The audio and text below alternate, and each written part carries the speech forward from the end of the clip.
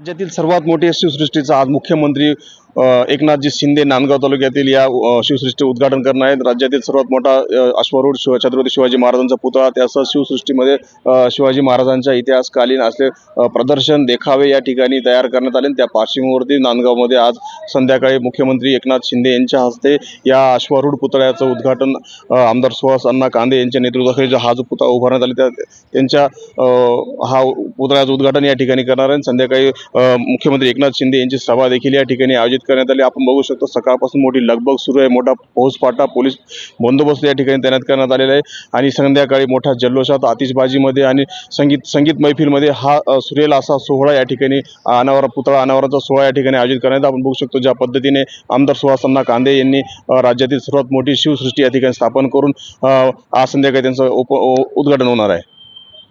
Manohar Shewale, T Marathi, Nandgaon.